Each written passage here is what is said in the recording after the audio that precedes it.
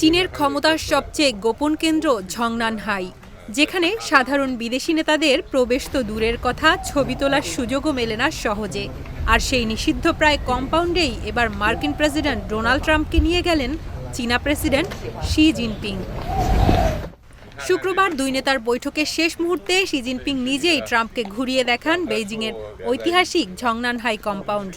চীনের কমিউনিস্ট পার্টির শীর্ষ নেতাদের এই আবাসন ও কার্যালয় দীর্ঘদিন ধরেই বিশ্বের সবচেয়ে সুরক্ষিত রাজনৈতিক এলাকাগুলোর একটি হিসেবে পরিচিত। সফরের সময় শি জিনপিং ট্রাম্পকে দেখান কয়েকটি বিরল ও শতাব্দী প্রাচীন গাছ। এর মধ্যে সবচেয়ে আলোচিত ছিল লিয়ানলিবাই, দুটি সাইপ্রাস গাছ, যাদের কাণ্ড একসঙ্গে জড়িয়ে আছে। চীনা সংস্কৃতিতে এই গাছ ঐক্য ও বন্ধুত্বের প্রতীক হিসেবে বিবেচিত। এ সময় হট মাইকে ধরা পড়ে দুই নেতার কথোপকথনও। গাছগুলোর বয়স শুনে বিস্ময় প্রকাশ করেন ট্রাম্প।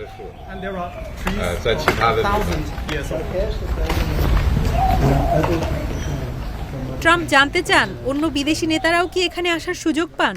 জবাবে শি জিনপিং বলেন, খুবই বিরল। শুরুতে এখানে কোনো কূটনৈতিক অনুষ্ঠান করা হতো না, পরে কিছু আয়োজন শুরু হলেও এখনও এটি অত্যন্ত সীমিত। উদাহরণ হিসেবে পুতিন এখানে এসেছেন বলে জানান তিনি। বিশ্লেষকদের মতে ঝংনানহাইয়ের এই বিরল ব্যক্তিগত সফর শুধু সৌজন্য নয়, বরং এটি ছিল কূটনৈতিক বার্তা।